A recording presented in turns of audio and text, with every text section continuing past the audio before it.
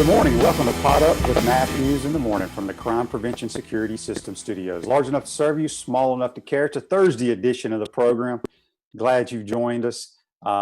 First half of the program, we'll be joined by former Gator punter Alan Williams. And in the second portion, Jackie Spreads, who's brought to you by Peachland Dentistry, Gator Nation's #1 choice of dentistry in Port Charlotte and surrounding areas. We'll be joined by former Gator assistant, now head coach at Stetson University, Donnie Jones. But let's go straight to the Titan MRI hotline, and we're joined by former Gator punter Alan Williams. Good morning, Alan. How are you? Hey. You there, Alan? Can you hear us?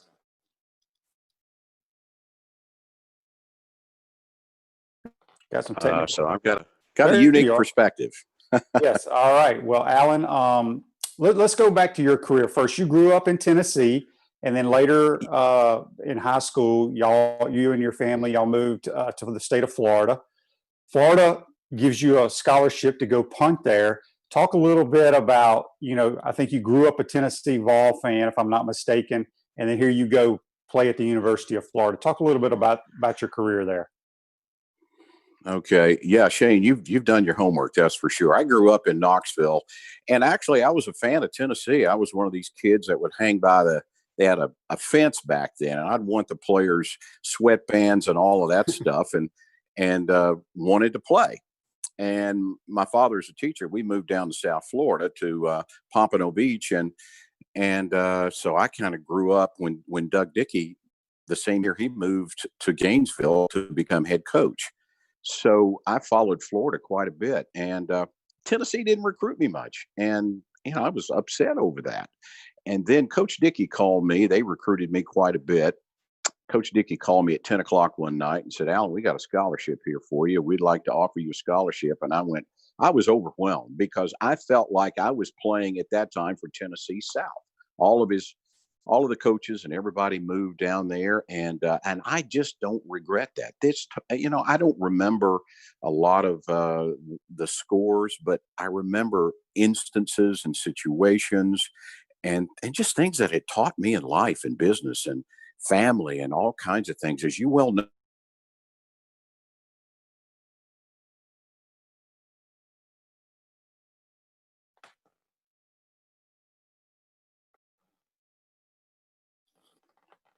Well,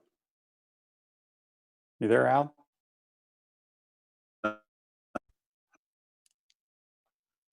Sorry about that, Shane. I had a call that was coming in at this early problem. in the morning. Nobody calls me this early in the morning. Are you kidding me? maybe they're watching you on Pot Up with Matthews in the morning and wanted to call in. I maybe, I put that up on Facebook. I wanted everybody to know about it, especially in Tennessee. So I'm sorry. Well, that's okay. So, as you mentioned, a lot of Doug Dickey's staff, and I'm sure you were familiar with them, were down at Florida. Weren't you his son's roommate here at Florida? Exactly. Don is his oldest son, and we kind of paralleled our lives together because he and I, of course, the same age. We played against each other in pee-wees and minor pee-wees, and then we became roommates. And Don lives in Knoxville now as an entrepreneur, and so we're still maintaining this friendship. So I got to know the family not just from as head coach, but just the family and what they're all about and so forth. So that was kind of cool, actually.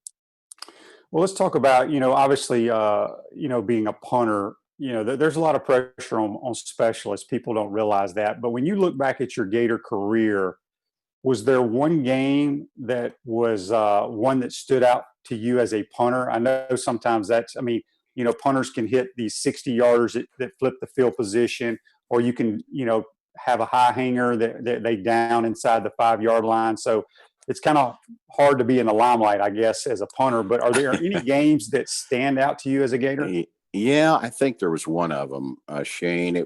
We played Pittsburgh, and Pittsburgh was coming off when Tony Dorsett graduated. They did get a new coach. I think Jackie Sherrill came in.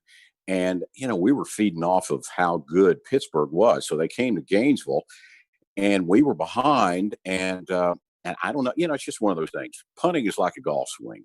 You can almost, when you get in that groove, you can close your eyes and you're going to hit it. And I was in one of those grooves, and the staff gave me the player of the game for knocking a few.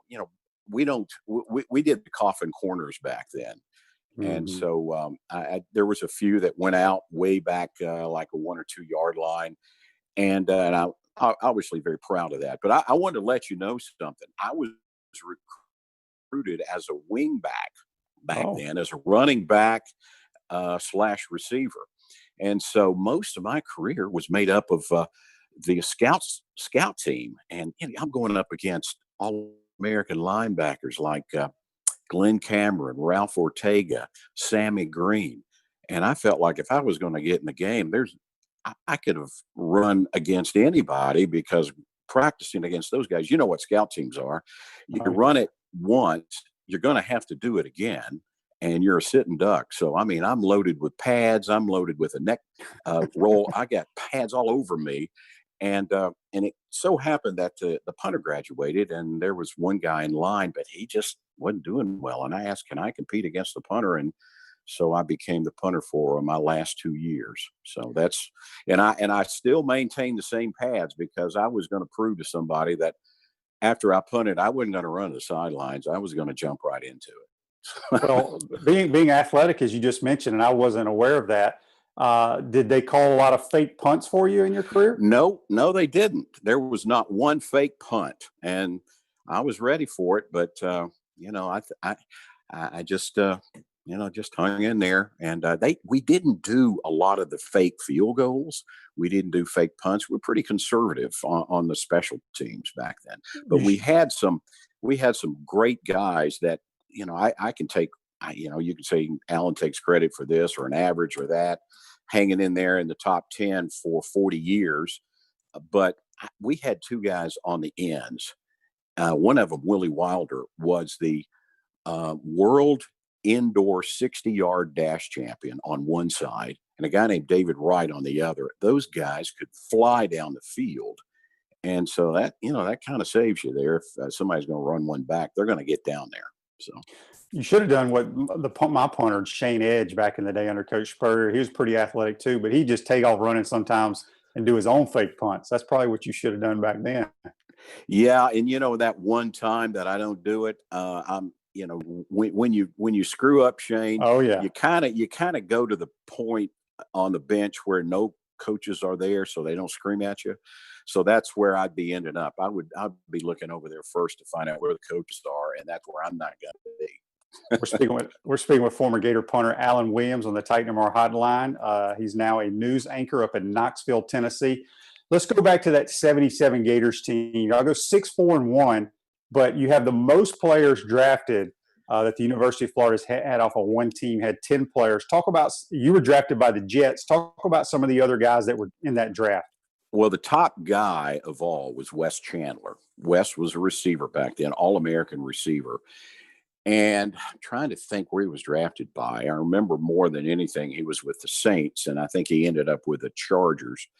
But we're a bunch of actually no-namers that were really pretty good. We had an athletic team, and so I'm just trying to remember some of the other guys that were drafted on that team, and we got 11 guys here. And Shane, I don't know why. I should have made a list and looked it up, but it's been 41 years ago, and so I'm trying to think. Wes was the big. A teammate of mine was Derek Gaffney. You see, you think Gaffney. Well, there's been a whole line of Gaffney brothers that have gone through Florida, but Derek was there, and he spent a few years there with the Jets. Um, no kicker at that time because Berger Premium was the kicker then, and he got drafted by Cleveland, I think, the next year or two. But we were athletic. Specializing was not us because we switched positions. I think Tony Green was another one. Tony was a running back. He was really good on kickoff returns and special teams. Drafted by the Redskins, and I think you played a little bit of the Redskins, did you? I did. I have 1 year with Coach Spurrier there. Yeah, yeah. So basically, that's it. And we I can't remember how many people kind of hung in there. I was cut in training camp, and I'll tell you one thing: my confidence was lost Mhm. And I'm there where the Jets are, and I'm thinking, wow, this is where Namath was. And I look up at practice once, and there's the Concorde making its final bank, and I said, I've made it, man, I've made it. And I didn't focus. And pros are different from college. You don't have 4 years to make it. You're one and done if you don't make it and do it in training camp. And I knew it was inevitable. And so I got cut, picked up by the Packers, and did really, really well in training camp, but they decided to keep the veteran. And then somehow fell in TV, like I said, 1979. So Yeah, that's awesome. We'll get to your TV career in just a second. We got a Facebook Live comment brought to you by Pound Hurt, your preferred business interruption attorneys. Rick says the Saints selected Wes Chandler in the first round. You were gotcha. correct about it. Speaking of Wes Chandler, that was way before my time. I was a youngster. I knew about him at the Saints because I grew up a Saints fan, living in Mississippi. But I've always said the best player I've seen since my time as a Gator with the ball in his hand is Percy Harvin. A lot of the Hmm. old time Gators say it was Wes Chandler. Can you Hmm. compare those two because you've seen them both? Yeah, I think well, Percy's, his body, his physique is a lot different than Wes's. When Wes ran, because I would practice since I was a wingback. I practiced with the running backs and I practiced with the receivers, and so I practiced with Wes quite a bit. Lee McGriff was a part of that. About a year or two younger. I mean, older than I am, but McGriff was a part of that era too. And Wes would just run these patterns, and once he got it, man, he was off. And so it's hard to compare. I think they're just different styles. And I can only tell you from just personal experience watching Wes. He's kind of quiet, and he just did his thing on the field. But man, when he caught it, he was gone. And back then, like I said, we had great athletes and they could play multiple positions. Wes even tried out as the punter. And I'm like, no, no, no, no, Wes, no, no, no, no. I'm going to beat you out on this one. You can't do everything. So, Alan, we're speaking with Alan Williams, former Gator punter. As you said, after your pro football career ended, I was reading that you had a job offer to go in and interview to be like a sports guy in television, but you had no background. Kind of like me, I have no background doing podcasts. Talk a little bit about that experience and then getting that Sure. job. Sure. I hopefully you can relate to this too, because once you're thrown into the real world, it's a scary thing. Very After much. my career, what am I going to do? I didn't major in broadcast journalism. A friend of my dad kind of took me under the wing because my parents still lived in Florida. And I moved back up here to work out with the special teams coach at Tennessee, who was a renowned guy from a long time ago. And he produced some great punters at Tennessee. So I wanted him to help me a little bit, thinking that I need some help here. Well, didn't work out. So a guy took me under his wing and he said, "You know anything about insurance?" I went, "No, I don't want to do that. Do anything about this?" And he said, "Well, I know a general manager at a TV station. Let's just go talk to him." He said, "Have you done any TV?" I said, "Well, I did a United Way commercial years ago and a radio commercial in Gainesville, but that was it. I didn't know anything. I knew one word. It was teleprompter." And so I did an audition, and in TV, you don't do an audition. You come in prepared with all kinds of things. You don't just walk in. So they produced some script copy for me, and I read it, and they said, "Well, if something doesn't work out, call us back." And of course, it didn't. I called them back. I went in. I did another audition, reading script. Shane, they hired me off the street to do weekend sports. I don't know anything. The sports guy didn't know sports very well, but he knew how to anchor. And so I'm kind of a history buff in sports. So I knew the sports aspect. So he taught me the anchoring. I kind of did his rundown of sports. And so it worked out. So I had nowhere to go but up. So they taught me how to edit, taught me how to shoot. And I used those things that football taught me at the University of Florida. All these things. You hear teamwork, you hear discipline, you hear all of these things that go into who you are, and I still use that to this day. And I can tell who participated in collegiate sports, who we hire. One girl that we have at our station was an all ACC swimmer. You kind of know it by her character and the way she acts. And so those things still are important to me, and I can see that. And so that's why I'll never just forget, and I'm so indebted to Florida as to what they taught me off the field for life that I can teach my family. And so I took those things into the business world with me. So. That's good stuff. It's Alan Williams, former Gator punter, now news anchor there in Knoxville, Tennessee. You're married to a Tennessee volunteer girl as well. Talk a little bit about that, but then I really want to get into what the vibe is around Knoxville now. It seems like they feel like they're going to win the national title because of the way they're recruiting. But let's go back. You know, when I played under Spurrier, you know, he used to take jabs at Tennessee. You can't spell citrus without UT. But we had so many great games, and that third game of the year against Tennessee every year was so critical. Just talk about the rivalry a little bit, you living up in Knoxville. Mm-hmm. Okay. Sure. And that rivalry has gone back to, you know, I made a list of this, Shane, about the connections between Florida and Tennessee that has kind of spurned that rivalry. It all started back in the, I think, early 60s. A guy named Bob Woodruff, former Tennessee player, then became head coach at Florida, then at Tennessee. Ray Grave,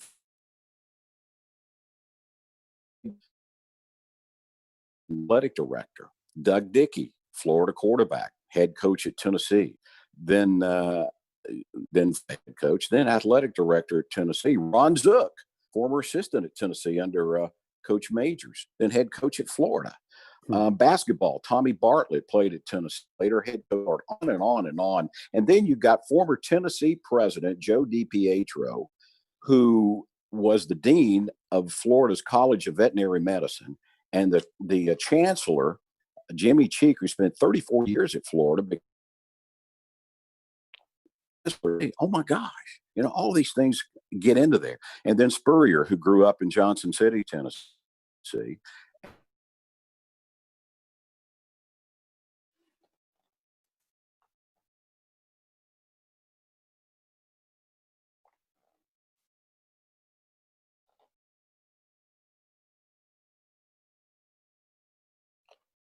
There, Alan? I just fueled it even more. That game in Florida sets the stage for how, you know, you kind of gauge how each team's doing and going to be in the SEC. And that winner of that game goes on to compete. Just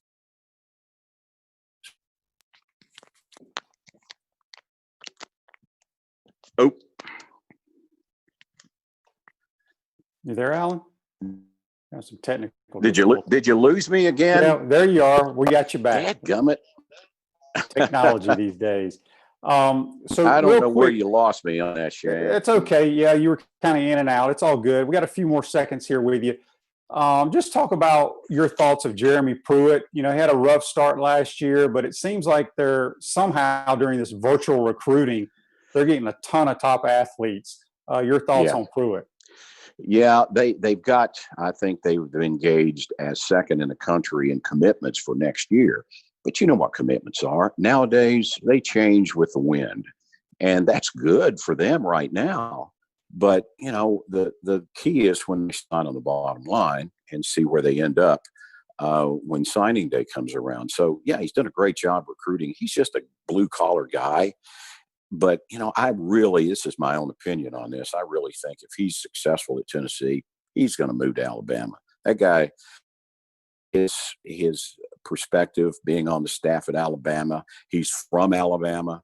I just think that could be an easy move for him if he's successful at Tennessee. And since, I guess, Peyton Manning left years and years ago, they really have not had much. You know, that's just so they're looking forward to a good perspective. But Pruitt is just a blue collar guy. He wears his clothes kind of slouchy. He doesn't talk much, but I guess he and his staff have done very well recruiting, and the commitments right now are second in the country. So we'll see. Hey, before I leave, could I have a shout out to some people? Absolutely. All right. We're on this little blog, we call it, and it's just emails, and it's emails between all these former players.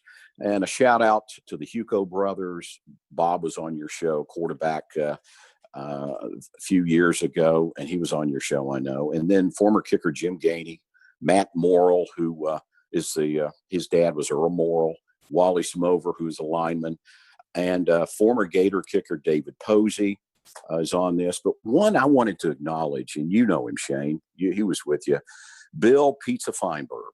Oh yeah, that guy. That guy is Mr. Gator, and we've been trying to get him into the Hall of Fame. He's helped players that have not really had a good life after football.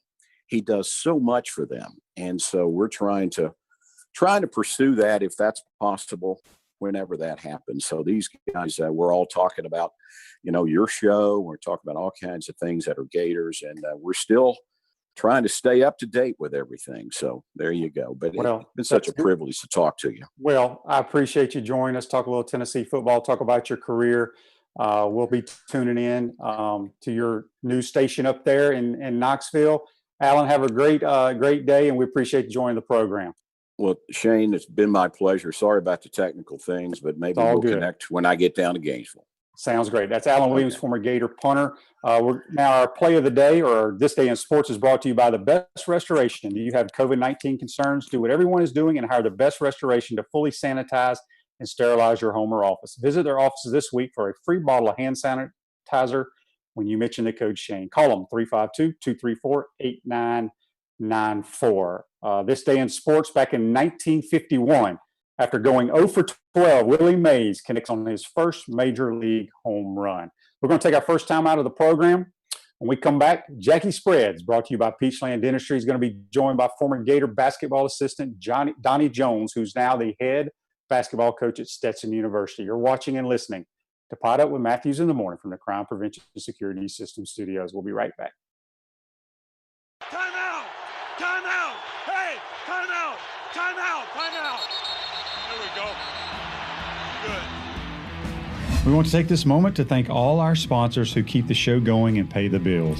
Let's give them something to cheer for now. Our Gridiron sponsors are Crime Prevention Security, small enough to serve you, large enough to care. Titan MRI, Gainesville's only locally owned and operated MRI facility. Peachland Dentistry, Gator Nation's #1 choice for dentistry in Port Charlotte and surrounding areas. Area Rug Masters, your #1 choice for rug cleaning. And Pound Hurt, preferred personal injury attorneys. Our touchdown sponsors are Campus USA Credit Union, Celebration Point Town Center, Tropical Smoothie Cafe, The Keys Grill and Piano Bar, The Digital Mortgage Guy, Adams Ribs, Cloud9 Spa, Gator Dominoes, Celebrate Primary Care, Center State Bank, Gator Bait Media, and Davis Chevrolet. If you are interested in promoting your business on the show, you can visit our website, potupwithshane.com, and click on the advertise button or call Freddie Wiebe at 352-284-3733. Again, thank you for all the great businesses that support the show. Please remember, if you like what we are doing here, thank our sponsors and support the businesses that support us. He's looking, still looking. He's going for the end zone. He's got a touchdown.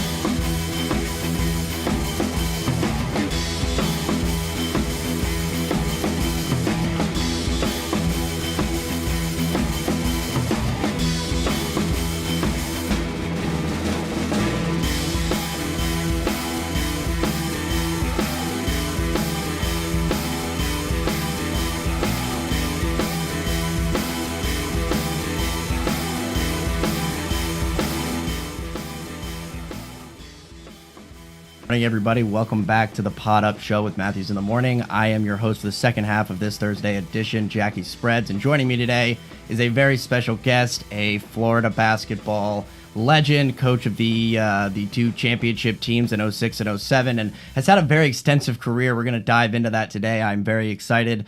It is Coach Donnie Jones. Coach, how's it going this morning?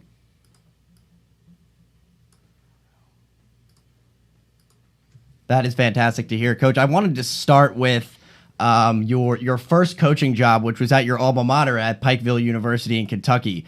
You graduated in '88 and then immediately became an assistant there that very next year. I wanted you to talk a little bit about how it was going from a player to a coach the very next season. Yeah, Jack, I was fortunate.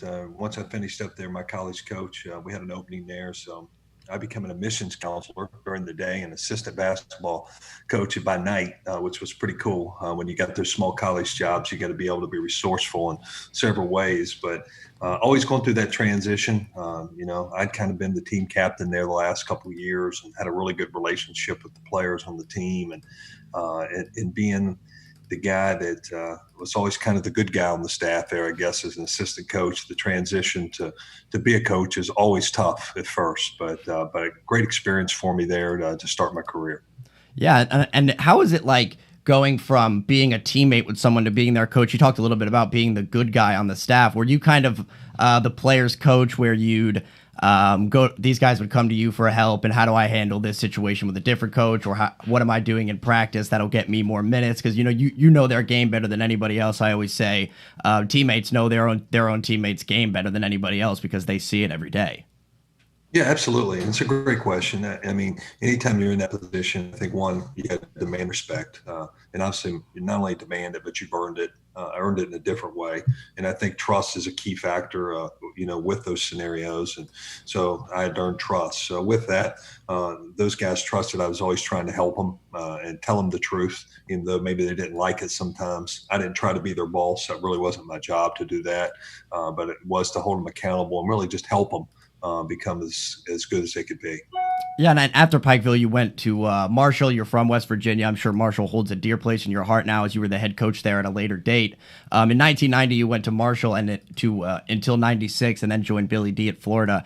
How did that relationship with Billy D stem, where you became an assistant with him in '96? Yeah, I was fortunate. I went there to be a graduate assistant.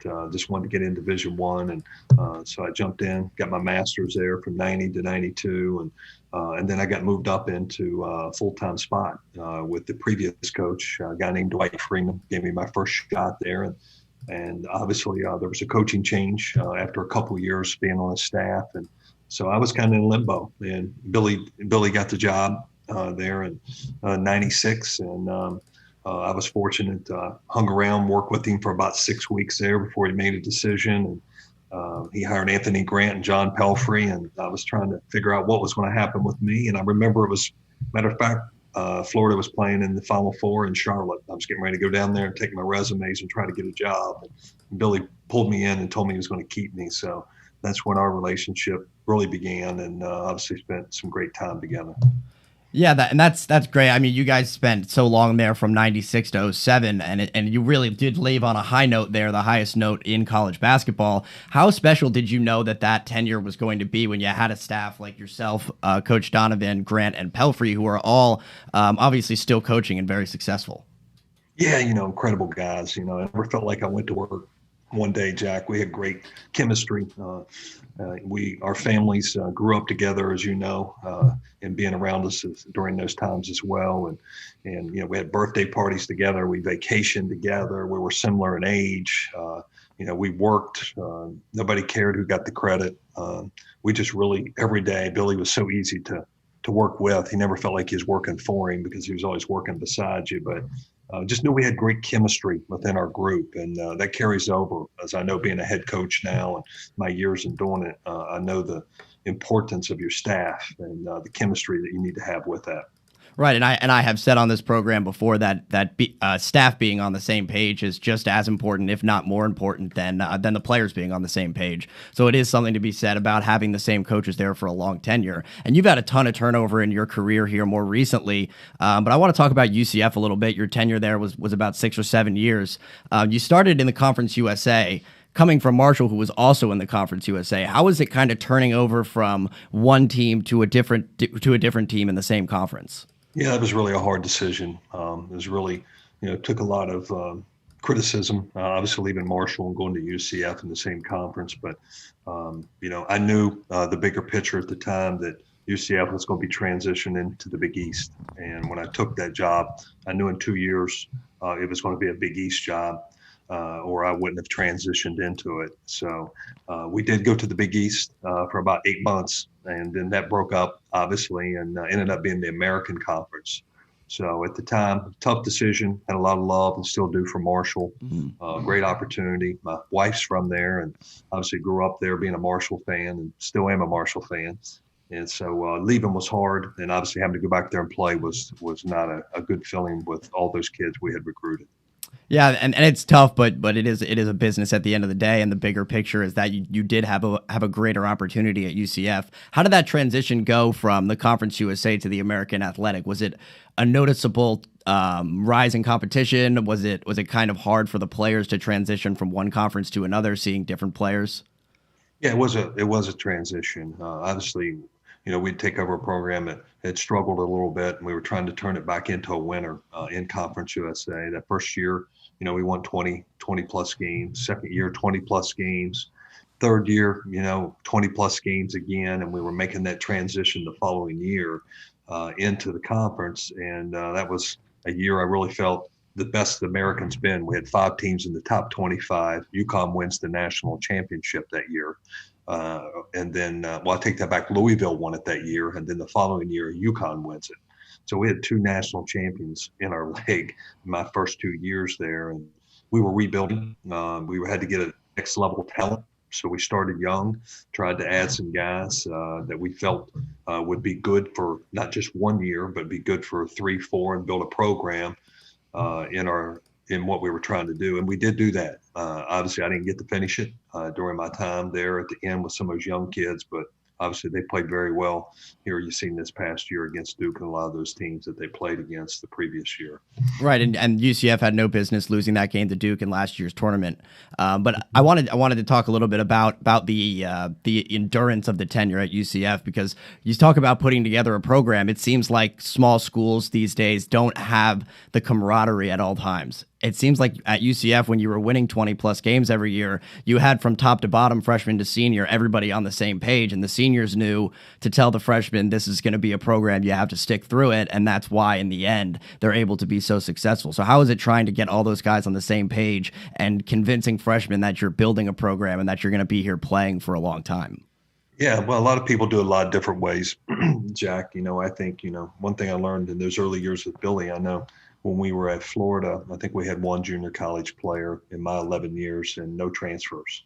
We started with freshmen and grew them in the program, and freshmen become sophomores become juniors. And we were able to add some, next level players that went pro early, Jason Williams or Mike Miller, and a couple of those guys that really helped, platoon us to a different level. But I think I've tried to do it the same way. I think transfers are good if you need it. But I love developing people, and obviously that's what I did here at Stetson. We've added, 8 new players last year and added 5 freshmen this year. And that's great to hear, especially with everything going on. I'm sure recruiting has been a whirlwind of change, and there's something to be said about who's doing it well and who's doing it not too well. I'm not sure where everybody stands right now. I haven't looked at the numbers, but at Stetson, you guys were 9-7 in the ASUN this year, tied for 3rd in the league, and you beat Liberty. And Liberty was a very popular pick going into the NCAA tournament this year to be a sleeper team, a Sweet 16 run as a 12 seed maybe. You beat them once and then had a heartbreaking loss to them in the Atlantic Sun tournament. Talk about how your team is able to put together this run to go 9-7 in the conference after coming out of really nowhere early in the season. Yeah, we took this job in April last year, Jack, when we come in here. It's a program that, from afar, being in the state of Florida for 20 plus years, I'd always had respect for the school, and I knew they had some good teams, but hadn't had some great teams. And, they'd had 19 straight losing seasons when we took this job. So we knew that tradition and culture was something we was going to have to build. And so with that, we went young, just taking our knocks and bangs early on, played a very tough non-conference schedule. And we're playing all young guys, sometimes starting 5 freshmen And then with that, we kind of had a program changing momentum win when we beat South Carolina, and then we came into the conference and playing really well. One time, won 8 of 9. We were picked last in the league, and we got down to the stretch. We just got tired, playing a lot of freshmen. We couldn't hold on, but we gave a good run in the stretch there for the tournament, and we got invited to a postseason. We got invited to the CIT and the CBI both, which would have been the first postseason invite ever in the history of the school, but obviously we weren't allowed to play, so it got finished up like a lot of people's season did this past year. But we did a lot of good things, a lot of firsts for our program. We had 2 of the top 30 players in the country, freshmen this year. They made the all-freshman All-American team, 2 freshmen that I had that we returned. And so we got our top 6 guys back. So I'm excited for the foundation we've built. Right, and Stetson this year, I mean, you guys finished 16 and 17, so that losing record streak lives on. But I mean, you played an extremely difficult non-conference schedule, and you said you had a program-changing win against South Carolina. I noticed that. I looked into the season a little bit. South Carolina was a great win. Frank Martin's obviously a great coach. How was it after that game telling these kids, I know we're Stetson, I know we're a small school, but if we continue to grind like this, wins like this will continue to come? Yeah, absolutely. Anytime that you're trying to build trust when you're new with the team, you try to have a consistent personality. You try to breathe life into them. Before you get buy-in, you got to have believe in. And I think that they found out that it can happen when you have those kind of wins. And that catapulted us. Obviously, had a great win against Liberty in our league. We won a lot of close games in our league with a young team, which gave them confidence. And that's half the battle is believing in these kids and making sure they know we believe in them, and they played at a different level many nights than they thought they were capable of. Right, and that's all coaching, in my opinion, is when a guy is able to bring his game to a different level, it's just because of the confidence instilled in him and the program that he's put in. How's your offense? You like to spread the court and kind of get everybody involved. How does that stem from your past career as an assistant going into being a head coach? Yeah, you know what? I learned a lot of things I've learned obviously from Billy, but then I've had a chance over the years to evolve a little bit more, and I've really had a chance to coach against some great coaches that you learn from your competition that you feel fits you. This team coming in, a lot of newness. We had to play a lot of zone this year. Just had too many young guys, and our bench got to about 7 guys that we could play total. So, but we do space it out. We did press. Probably 75% of the game, like we used to at Florida. A lot of the offensive philosophy is very similar. A lot of pick and rolls, NBA offense, isolation stuff that we do. Our freshman, Rob Perry, was freshman of the year, 16 points a game. He had the ability to really have the green light to score, like a lot of the kids we had at Florida. So, but a lot of the offensive philosophy is just, what we've learned at Florida that was successful and will continue to use here. Right, and people always talk about basketball being a copycat game, and that couldn't be more true. And the good coaches take what they see from other successful coaches and put their own spin on it for their own players. You talked about the freshman that got freshman of the year in your conference. How were you able to utilize his game and put your own Stetson spin on it to put him in a successful situation? Yeah, well, he's a really high-level scorer coming in. Rob could really shoot the ball. He shot 48% from the three-point line this year, and that was number 1 in the league. Put him in a lot of pick-and-roll situations, a lot of movement away from the ball, but really was focused on him taking the majority of the shots because we were limited with our youth of who could score for us. So we had to play a lot of roles on this team this year. Next year, I think we've addressed that through recruiting. We've added a lot of different people that we feel can now help support what we had built last year and give us more depth, and we can be more creative offensively. Mm-hmm. And I think that will open up Rob. And we had a big kid, Big Mo, 6'10", that was really good for us and effective on the block as well. Right, and that is great to hear. You said you're returning your top 6 next year, and if you add that depth when you press 75% of the game, those guys get worn out so fast, and it's extremely successful when it happens, but then when the guys get worn out, it's more of a deficiency than anything. So when you add that depth, the press is just so much more successful. That you really just need guys who can stay on the court and not lose a lead or take you out of a game. Do you think that the depth next year will have you pressing just as much or maybe even more or going away from the zone?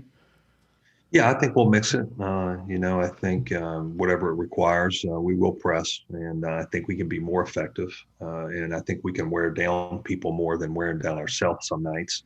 But you're trying to establish a culture and who you are and an identity, most importantly, of what to expect. That was as much as important as anything. And we love to win. And last year we won some games, but it was important to establish an identity and a culture of what it's going to be like now as we move forward.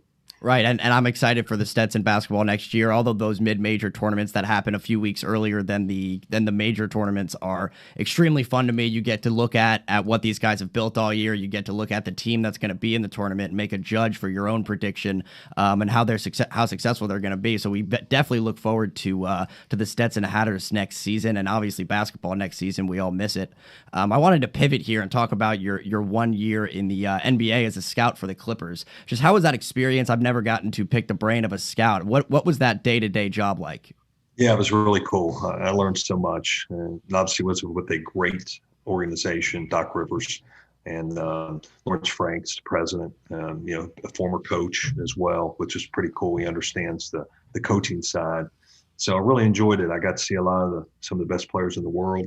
I got a chance to really dig in, almost like a private investigator. The intel and the information that you really try to get on kids. It's not really hard to identify who's talented or good enough.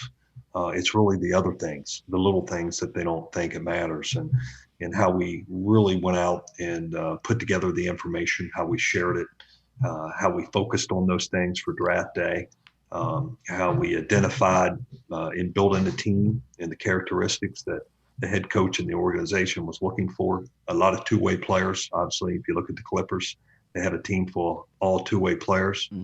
They were going to go through a transition, losing 3 superstars, which they did, and Chris Paul and obviously Blake Griffin and DeAndre Jordan. And so how could they stay relevant with two-way players? And they did a phenomenal job in identifying that to keep it going. Yeah, and it's a great organization built from the top with Steve Ballmer as the newer owner. And the Clippers have been successful. Obviously, they're much better this year, but that was through free agency and trades. They were able to kind of stay in the picture. They're not going back to the Clippers of old. When you were looking at draft night, was it more of an emphasis on trying to scout the guys you know are top players, or kind of find that Marc Gasol, Draymond Green diamond in the rough? Yeah, well, Doc had a little older team, and I think he was wanting to stay as old as he could. So the draft wasn't a focal point as much as it was getting the guys to necessarily come to the Clippers, as it could be used for trade situations with other teams to get a veteran, or it could be some guys they felt they had some really good second-round picks they could get at the time. So there's a lot of just having information is power, and what you want to do with it and where you feel it really plays. And they go in with a couple of different game plans, which is pretty cool. I think they go in with the game plan of what they hope they can get. And then sometimes you end up taking the best player available and may have him for a trade situation, or you may be able to just take him as a development guy. So it really depends on your needs during the time. Right, and it's always gambling a little bit in the draft, no matter who you take. Everybody has their own closed door selves. And if you just take the best guy available, if you haven't interviewed him or whatever, it is rolling the dice. At Florida, those teams obviously had such great chemistry throughout your career. The 2000 team and the 06-07 teams that went to the Final Four. How has that chemistry, from what you saw at Florida, affected your career going forward with your own players? Oh, it's really affected. I realize the importance of one of your staff to the people every day that's got the message that's coming from the head coach. There's a buy-in and a complete believe in from your staff all the way to your players, because they're messaging what you're talking about. That's vital. And obviously the type of character guys you have, so vital. Chemistry can't put a price on it. And sometimes kids just don't get along, but we did so much work with those guys off the floor, let alone just basketball in itself, that we taught them brotherhood, we taught them grit, we taught them how to be a team, we taught them how to make it bigger than themselves. So there were so many things that were transformational that a lot of people don't realize how Billy impacted those teams and those players. Right, and not only in college are you grooming basketball players to be their very best, but you're grooming young men into the real world most of the time. A lot of guys don't make it to the NBA. The majority of the guys don't make it to the NBA. Coach, I have to ask this before we have to go here. The recruitment of Taco Fall, the America's giant sweetheart. Everybody loves him in Boston and around the country. How is it getting that guy and recruiting him as such a phenomenon? Yeah, well, it could be a story someday. It's a great movie script for somebody that wants to make a Hollywood movie. The Blind Side ×5. This guy's journey, and he's a beautiful kid. Always said that the gift the good Lord gave him was just not his size, but he's got a beautiful mind. He's got a beautiful spirit. He's so talented. Always talked about being a global leader with him, and that's what he is now. People just attract to him with who he is, and he's an incredible leader and an incredible kind person. One of the best basketball clips I saw from this season was the Boston crowd chanting Taco and Brad Stevens just kind of shaking his head and giving him a wave. And it's just a phenomenal intro every time he gets into the game. There's something to be said. I mean, he's extremely talented. It's not like he's going in there for a gag. The guy can play basketball. You've recruited many good players in your career, Taco being probably the most famous. I wanted to talk about the 2000 team because I find that very interesting. Obviously, I was very young at that time. Did you see anything going into that year where you thought, oh my gosh, this team has the ability to do something special? Because that's only your fourth or fifth year. Yeah, absolutely, Jack. That may have been our most talented team. Although we won back-to-back championships, it's hard to say. But that team in 2000, obviously 99, we went to the Sweet 16. We were a tip-in away to go to the Elite 8 with Udonis Haslem and those guys. And obviously we added Mike Miller, and that made us different. He's a sophomore. Well, Mike was a sophomore that year. His freshman year, we got to the Sweet 16, and then coming in with that class we had the number one player in the country in Donnell Harvey. You had Matt Bonner on that team. Brett Nelson was the number one point guard in the country, 10th ranked player who didn't start a game. Donnell Harvey, number one player in the country, never started a game that freshman year. There was a guy named Udonis Haslem that started in front of him, Teddy Dupay. I can just go down the line. We had just so many good players and 10 freshmen and sophomores Right. And when you have that much depth, the game is just so wide open. Everything's on the table for a strategical advantage, and that's how you were able to take it. Was not only having immense talent, but having immense talent down the line, and that goes into obviously the 06-07 teams. I have to touch on them as well. The chemistry of that team is really what stands out to me. I don't think they were as talented as a 2000 team, but the chemistry of them put together not only boasted their draft stock and their NBA careers, but put Florida on the map as a real basketball powerhouse. How did that team come together as a non-ranked team in 06 and go all the way to win a national title? Well, that's a great credit. Obviously, Billy did an amazing job, but I think the credit goes a lot to those 04 kids. They had bought in Torian Green, Joakim Noah, Al Horford, Corey Brewer. But, Chris Richard, Adrian Moss, a lot of guys that played their role great, almost like those Bulls team. I'm watching the Last Dance, with Michael Jordan, and I'm thinking how guys played their roles, and not that we really had a superstar. We had guys that become stars through winning.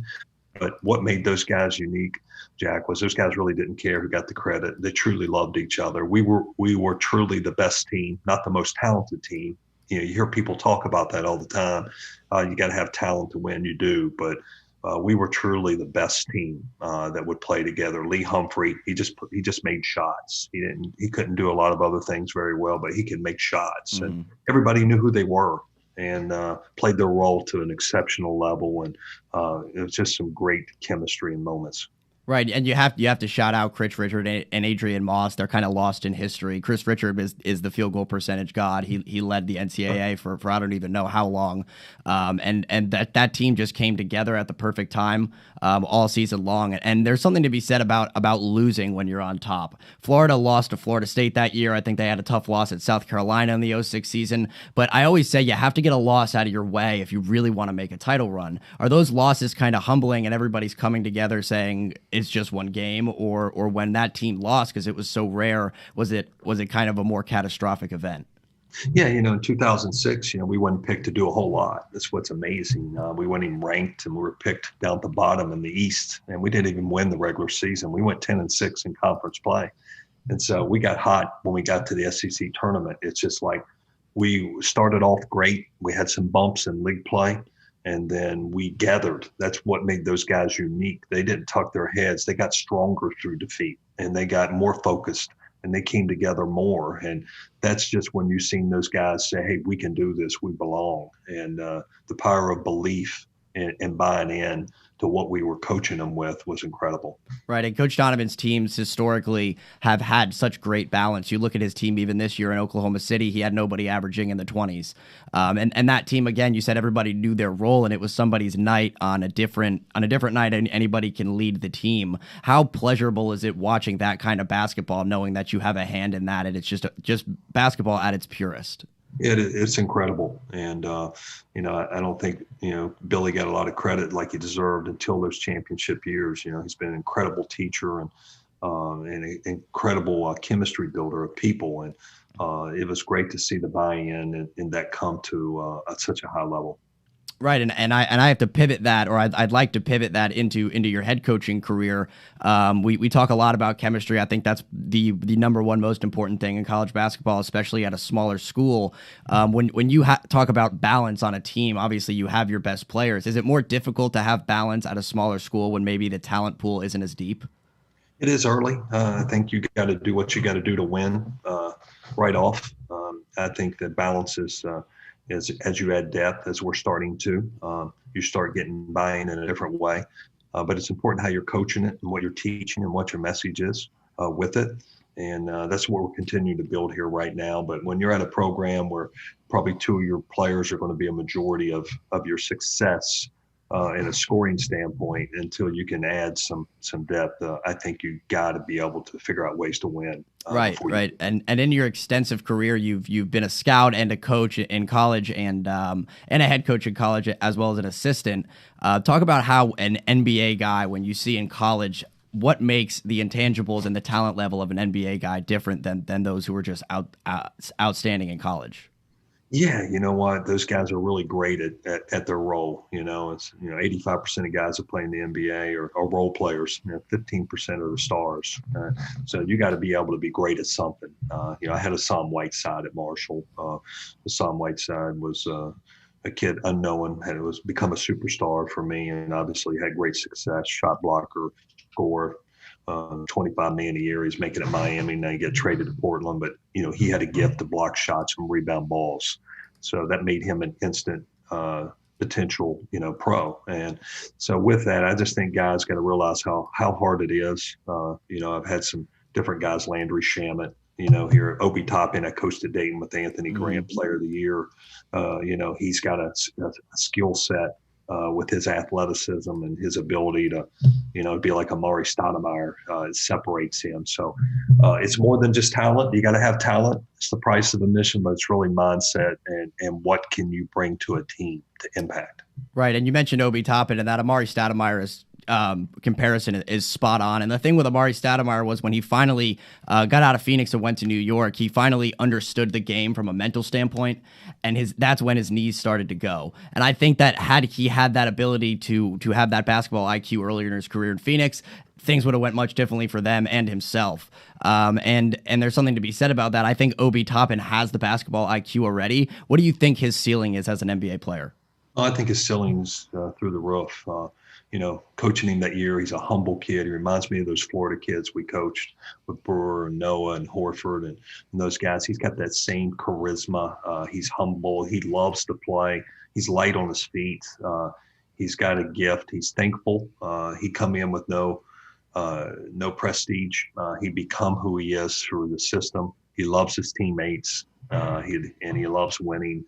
It's not all about Obi, and that makes him unique. So he'll fit in a locker room with veterans day one, and I think that he's going to learn and listen, and he wants to become great. So I think with that, when you have those characteristics, usually big time success follows. Right, and we love to see that, Coach. We're looking forward to your next season at Stetson. Unfortunately, we are out of time. I'd like to, of course, thank you for joining the program. I think this went very well. We're going to have you back on sometime after the season. We can talk about how you did with Stetson this next year. No, that's awesome, Jack. Good to see you, and thanks for having me. And please say hello to your mom. Of course. You have a great day, Coach. All right, you too. Thanks.